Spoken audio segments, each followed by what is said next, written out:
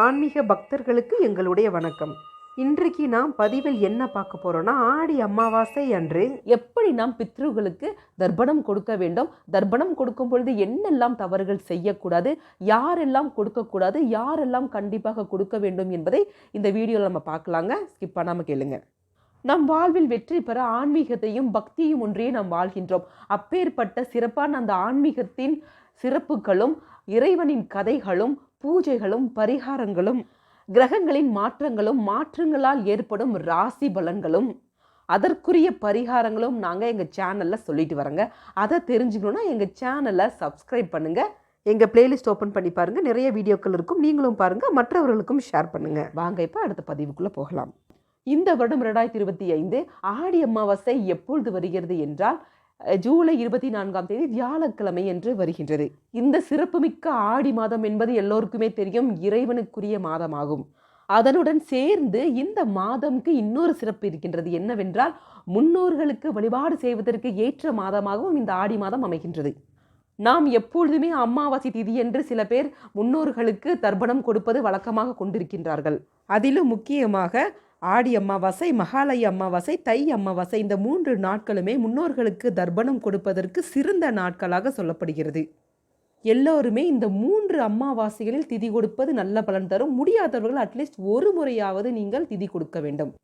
தை அமாவாசையில் கொடுக்க முடியாதவர்கள் இந்த ஆடி அமாவாசையை நீங்கள் தேர்ந்தெடுத்து கொள்ளலாம். இந்த சிறப்புமிக்க ஆடி அமாவாசை என்பது தமிழ் மாதமான ஆடி மாதத்தில் ஜூலை நடுப்பகுதி முதல் ஆகஸ்ட் நடுப்பகுதி வரை வரும். அப்படி ஆடி அமாவாசை என்று எதற்காக கொடுக்க வேண்டும் என்றால், ஆடி அமாவாசை என்று உங்கள் முன்னோர்களுக்கு தர்ப்பணம் செய்வது அவர்களின் ஆன்மாக்கள் மோட்சத்தை, அதாவது முக்தியை அடைய உதவுகின்றது. மேலும் அவர்கள் தங்கள் ஆசீர்வாதங்களை உங்களுக்கு வழங்குவார். இந்த ஆடி அமாவாசையின் சிறப்பு என்னன்னு பார்த்தீங்கன்னா, சூரியனும் சந்திரனும் ஒரே ராசியில் வருகிறார்கள். சூரியன் தந்தை மற்றும் ஆன்மாவை குறிக்கின்றது. சந்திரன் பார்த்தீங்கன்னா தாயையும் மனதையும் குறிக்கின்றது. சூரியனும் சந்திரனும் சந்திரனின் ராசியான கடக ராசியில் இருப்பதால் இந்த ஆடி அமாவாசை மிகவும் சிறப்பு பெற்றதாக இருக்கின்றது. அதனால் இந்த ஆடி அமாவாசை என்று ஆண்மக்கள் தங்கள் வாரிசுகள் தங்களுக்கு தர்ப்பண சடங்குகளை செய்யும் பொழுது அவர்கள் அந்த பிரசாதங்களை ஏற்றுக்கொள்ள அதிக விருப்பத்துடனும் அதை சாப்பிட்டு திருப்தி அடைவதாகவும் நம்பப்படுகிறது. அது மட்டும் இல்லைங்க, அதாவது இந்த மாதம் பார்த்தீங்கன்னா சூரியன் தெற்கு நோக்கி நகரத் தொடங்குகிறார். அதனால் இது தட்சிணாயனம் என்று அழைக்கப்படுகிறது. தட்சிணம் என்றால் தெற்கு, அதாவது அயனம் என்றால் பயணம். இந்த காலகட்டத்தில் இது முதல் அமாவாசை நாள் என்பதால் தர்ப்பண சடங்குகளை செய்வதற்கு இது மிகவும் சக்தி வாய்ந்த நாளாக இருக்கின்றது. அதே மாதிரி இந்த ஆடி அமாவாசைக்குள்ள புராண கதைகள் என்னன்னு பார்த்தீங்கன்னா, மகாபாரத காவியத்தின்படி ஒவ்வொரு மனித ஆன்மாவும் பிரம்மா, விஷ்ணு மற்றும் சிவன் ஆகிய மும்மூர்த்திகளுக்கு 3 பெரிய கடன்களை கொண்டுள்ளது. அவற்றில் ஒன்று பித்ரு கடன், அதாவது முன்னோர்களுக்கான கடன். இது பார்த்தீங்கன்னா பிரம்மாவுக்கு கடன் பட்டுள்ளது. இதனால முன்னோர்களுக்கு நாம் தர்ப்பணம் கொடுப்பதன் மூலம் இது நிவர்த்தி அடையும். இந்த ஆடி அமாவாசை நாளில் பார்த்தீங்கன்னா நீர்நிலைகள், அதாவது கடல், குளம், ஆறு, ஏரி, இந்த மாதிரி இடங்கள்ல நாம் தர்ப்பணம் கொடுப்பது வழக்கமாக கொண்டுள்ளோம். சில பேர் பார்த்தீங்கன்னா நீர்நிலைகளில் போய் தர்ப்பணம் கொடுப்பாங்க. சில பேர் வீட்டிலேயே தர்ப்பணம் கொடுப்பாங்க. வீட்டில் எப்படி சிம்பிளாக கொடுக்கலாங்கிறத நான் பின்னாடி சொல்கிறேங்க, ஸ்கிப் பண்ணாமல் கேளுங்க. அதற்கு முன்னாடி எதற்காக நாம் அமாவாசை என்று பித்ருகளுக்கு கொடுக்க வேண்டும் அப்படிங்கிறத பார்க்கலாங்க.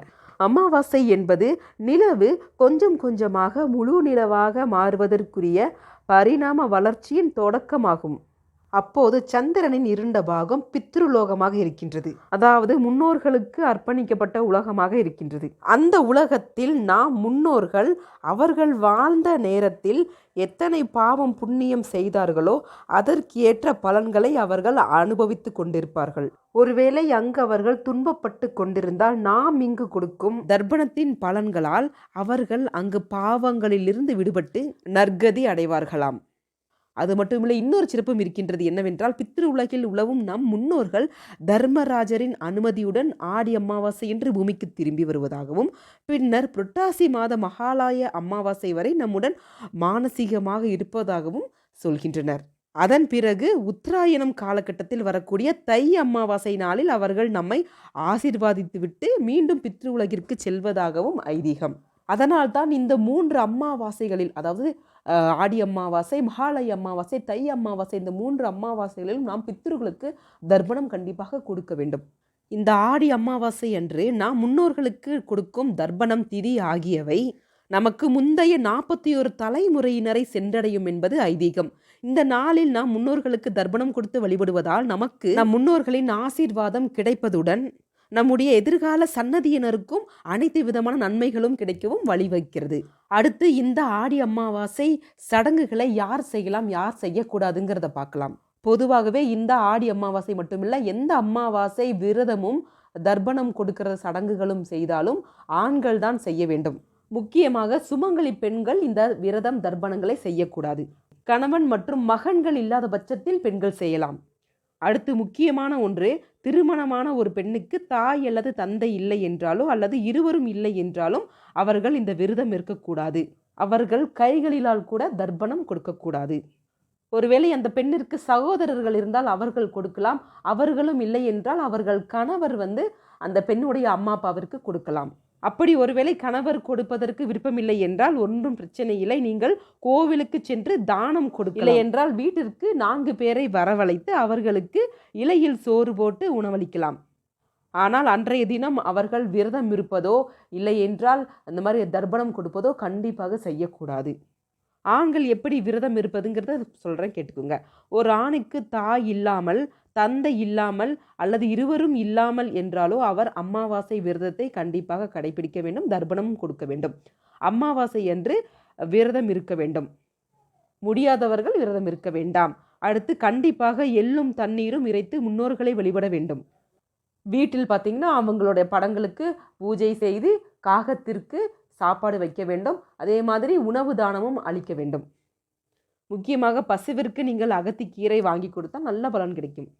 அதே மாதிரி பெண்கள் நீங்கள் வீட்டில் முன்னோர்களுக்கு சாமி கும்பிடுறீங்கன்னா என்னென்னா நீங்கள் விரதம் இருந்து நீங்கள் அவர்களுக்கு சமையல் செய்யக்கூடாது. அன்றைய தினம் நீங்கள் விரதமே இருக்கக்கூடாது.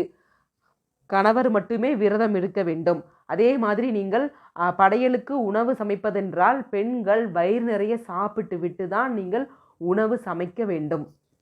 வெறும் வயிற்றோடு நீங்கள் முன்னோர் படையலுக்கு உணவு சமைக்கக்கூடாது. அதே மாதிரி நிறைய பேர் பார்த்திங்கன்னா இந்த நாளில் ஆற்றங்கரையோரத்தில் திதி தர்ப்பணம் கொடுப்பாங்க. சில பேர் கொடுக்க முடியாது. அப்பேற்பட்டவங்க என்ன பண்ணுறீங்கன்னா வீட்டிலேயே நீங்கள் இதை பண்ணலாம். எப்படின்னா அன்றைய நாளில் ஆண்கள் நேரமாக எழுந்து குளித்து முடித்துவிட்டு விரதம் மேற்கொள்ள வேண்டும். பெண்களும் குளித்துவிட்டு நன்றாக சாப்பிட்டு விட்டு உணவுகளை சமைக்க தொடங்க வேண்டும். அதே மாதிரி முக்கியமானது ஒன்று, அமாவாசை தினத்தில் தலைக்கு எண்ணெய் தேய்த்து குளிக்கக்கூடாது. சாதாரணமாக குளித்தாலே போதும். அடுத்து உங்கள் முன்னோர்கள் ஃபோட்டோக்கள் இருந்தால் அதை எடுத்து நல்லா சுத்தம் செய்து அதை லைனாக நீங்கள் அடுக்கி வைத்து கொள்ளுங்கள். அடுத்து அந்த ஃபோட்டோவிற்கு மஞ்சள் குங்குமம் வைத்து பூமாலை போட்டு விடுங்கள். அதன் பிறகு முக்கியமாக ஒரு சொம்பில் நீங்கள் தண்ணீர் எடுத்து அதுக்குள்ளே எள்ளு போட்டு வச்சுக்கோங்க. அதன் பிறகு உங்கள் வீட்டில் அகலமான பாத்திரம் அல்லது தாம்பாளம் இருந்தால் எடுத்து வச்சுக்கோங்க. எந்த ஆண்மகன் தர்ப்பணம் கொடுக்கிறாரோ அவர்கள் கையில் எள் வைத்து முன்னோர்களை நினைத்து இதை செய்ய வேண்டும். முதலில் குலதெய்வம் பெயரை சொல்ல வேண்டும். அடுத்தது கோத்திரத்தை சொல்ல வேண்டும். அடுத்ததாக 3 தலைமுறை முன்னோர்களின் பெயர்களை சொல்ல வேண்டும். பெயர்கள் தெரியவில்லை என்றால் பரவாயில்லை, முன்னோர்கள் மட்டும் சொல்லுங்க. அதன் பிறகு நாங்கள் செய்கிற இந்த தர்ப்பணத்தை நீங்கள் ஏற்றி எங்களுக்கு ஆசி வழங்க வேண்டும் என்று வேண்டிக் கொள்ள வேண்டும். அதன் பிறகு தாம்பூலத்துக்கிட்ட உங்கள் கையை எடுத்துகிட்டு போய்க்கிங்க. ஆட்காட்டி விரலையும் பெரு விரலுக்கும் இடையில் நீங்கள் அந்த தண்ணி ஊற்றும் போது அந்த எள்ளு கீழே கரெக்டாக விழுகிற மாதிரி நீங்கள் செட் பண்ணி வச்சுக்கோங்க. அதன் பிறகு யாரையாச்சும் தண்ணி ஊற்ற சொல்லுங்கள். அப்படி அந்த எள்ளும் தண்ணீரும் கரெக்டாக அந்த பாத்திரத்தில் விழுக வேண்டும். கரெக்டாக 3 முறை இதை இறைக்க வேண்டும். இந்த மாதிரி வழிபாடு செய்துவிட்டு இந்த தண்ணீரை நீங்கள் யாருடைய காலும் படாத இடத்தில் ஊற்ற வேண்டும். இல்லைன்னா மரத்துக்கு கீழே நீங்கள் ஊற்றி விடுங்க. இந்த எள்ளும் தண்ணீரும் பித்ருலோகத்தில் இருக்கும் நம் முன்னோர்களுக்கு போய் சேரும். அதன் பிறகு என்ன செய்கிறீங்கன்னா உங்கள் முன்னோர்கள் படம் இருக்கும் இல்லைங்க, அங்கே ஒரு விளக்கு ஏற்றி விட்டு அவர்களுக்கு தலவாழை இலையில் படையல் போட வேண்டும். அந்த படையலில் அவர்களுக்கு பிடித்தது எல்லாமே இருக்க வேண்டும். ஆனால் ஒன்று, அசைவ பொருட்கள் மது பீடி வைக்கக்கூடாது. நிறைய பேர் வீட்டில் பார்த்துருக்கேன், அவங்களுக்கு பிடிக்கும்னு இந்த பொருட்களை வைப்பாங்க. தயவு செஞ்சு சொல்கிறேங்க, அமாவாசை தினத்தில் நீங்கள் வழிபாடு செய்யும் பொழுது இந்த பொருட்களை கண்டிப்பாக தவிர்க்க வேண்டும். இதை எப்போ வைக்கிறீங்கன்னா உங்களுக்கு நீங்கள் வரிசை எந்திரம் இல்லை அவங்க இறந்த நாளில் கும்பிடுவீங்களா அப்போ வேணால் நீங்கள் வச்சுக்கலாம். தீபாவளி டைம் சில பேர் சாமி கும்பிடுவாங்க, அப்போ வச்சுக்கலாங்க. ஆனால் நீங்கள் அமாவாசை நேரம் வழிபடும் பொழுது தயவு செஞ்சு இந்த மாதிரி வைக்காதீங்க. அதுக்கப்புறமா நீங்கள் தூபம் தீபம் காட்டி அவர்களுக்கு வழிபாடு செய்துவிட்டு காக்கைக்கு நீங்கள் எள் கலந்த சாதத்தையும் நீங்கள் சமைச்சிருப்பீங்களா அந்த சாதத்தையும் வைக்க வேண்டும். காக்கைக்கு சாதம் வைத்த பிறகு யார் வந்து தர்ப்பணம் கொடுத்துருக்காங்களோ அவங்களுக்கு முதலில் சாப்பாடு போட்டுவிட்டு அடுத்த குடும்ப உறுப்பினர்கள் சாப்பிட வேண்டும். அடுத்து இந்த அமாவாசை தினத்தன்று என்ன செய்யலாம், என்னென்ன செய்யக்கூடாதுங்கிறத பார்க்கலாம். அதாவது இந்த அமாவாசை தினத்தன்று பசுவிற்கு நீங்கள் அகத்திக்கீரையை கொடுக்க வேண்டும். அதே மாதிரி ஏழை எளியவர்களுக்கு அன்னதானம் செய்யலாம், இல்லைன்னா உடைதானம் செய்யலாம். கோவிலுக்கு சென்று நெய் தீபம் ஏற்றி வழிபடலாம். அதே மாதிரி என்னென்ன பொருட்கள் சமைக்கலாம், சமைக்கக்கூடாதுங்கிறத பார்த்துடலாங்க. அதாவது ஆடி அமாவாசை என்று புடலங்காய், வாழைக்காய், வாழைத்தண்டு ஆகியவற்றை படையலில் சேர்ப்பதால் வாழையடி வாழையாக நம் குலம் தலைக்க அவர்கள் ஆசி தருவார்களாம். அதேபோல் பசுவின் தயிரும் அவர்களுக்கு ரொம்ப பிடிக்கும், அதனால் அதையும் நீங்கள் உணவில் சேர்த்துக்கொள்ளலாம். அதே மாதிரி வெங்காயம், பூண்டு, முருங்கைக்காய், கத்திரிக்காய் ஆகியவற்றை தவிர்க்க வேண்டும். அதே மாதிரி நீங்கள் முன்னோர்களுக்காக சமைச்சிருப்பீங்களா, அந்த உணவு மீதமாயிருச்சுன்னு மற்றவர்களுக்கு கொடுக்கக்கூடாது. குடும்ப உறுப்பினர்கள் தவிர அந்த சாதத்தை யாரும் சாப்பிடக்கூடாது. அதனால் அன்றைக்கு கரெக்டாக அளவாக சமைச்சு வச்சுக்கோங்க. அதே மாதிரி அன்றைய தினம் அசைவம் சாப்பிடுவதோ சமைக்கவோ கூடாது, மது அருந்தக்கூடாது. அந்த பித்ரு பூஜை நடக்கிற மட்டும் நீங்கள் அன்றாட பூஜைகள் நடத்துவீங்களே இறைவனுக்கு, அதை கண்டிப்பாக தவிர்க்க வேண்டும். அதே மாதிரி அன்றைய நாளில் நகம் வெட்டக்கூடாது, தலைவிரி கோலமாக திரியக்கூடாது. அன்றைய தினம் கண்டிப்பாக குடும்பத்தில் நீங்கள் சண்டை போடக்கூடாது. ஏன்னா பித்ருக்கள் வந்து நீங்கள் எப்படி நல்லா இருக்கீங்களா, சந்தோஷமாக இருக்கீங்களான்னு பார்க்க வருவாங்க. அந்த டைமில் நீங்கள் சண்டை போட்டிருந்தீங்கன்னா அவர்கள் ரொம்ப மனம் வருத்தப்படுவார்கள். அதனால் அன்றைய தினம் சண்டை போடுவதை நிறுத்தி சந்தோஷமாக இருங்கள். நீங்களும் சந்தோஷமாக இருப்பீங்க, அவர்களும் சந்தோஷமாக இருப்பார். கடைசியாக ஆடி அமாவாசை என்று எந்த நேரத்தில் தர்ப்பணம் கொடுத்தால் நல்லதுங்கிறத சொல்கிறேன், கேட்டுக்குங்க. அன்றைய தினத்தில் யமகண்டம் ராகுகாலம் தவிர்த்து, அதாவது காலை 8 மணியிலிருந்து நீங்கள் 11 மணிக்குள் நீங்கள் தர்ப்பணம் கொடுக்க வேண்டும். படையல் பார்த்தீங்கன்னா 1 மணியிலிருந்து 2 மணிக்குள் நீங்கள் படையல் போட்டு காக்கைக்கு சோறு வைக்க வேண்டும். இந்த மாதிரி இந்த ஆடி அமாவாசை என்று முன்னோர்களுக்கு வழிபாடு செய்து அவர்களின் ஆசி பெற்று நல்வாழ்வுடன் வாழ்க எங்களுடைய வாழ்த்துக்கள். தெய்வீகமான இந்த ஆடி மதத்தில் நிறைய விசேஷங்கள் வருகின்றது. இந்த விசேஷங்களில் எப்படி இறைவனை வழிபாடு செய்து நாம் பலன் பெற முடியுங்கிறத நாங்கள் டீட்டெயிலாக வர இருக்கிற வீடியோஸில் சொல்லிட்டு வரங்க. ஏற்கனவே வீடியோஸ் இருக்குது, அதையும் பாருங்கள். நீங்கள் தெரிந்திராத தகவல்கள் நிறைய சொல்லிட்டு வரங்க. அதனால் மறக்காமல் எங்கள் சேனலை சப்ஸ்கிரைப் பண்ணுங்கள். நன்றி, வாழ்க வளமுடன்.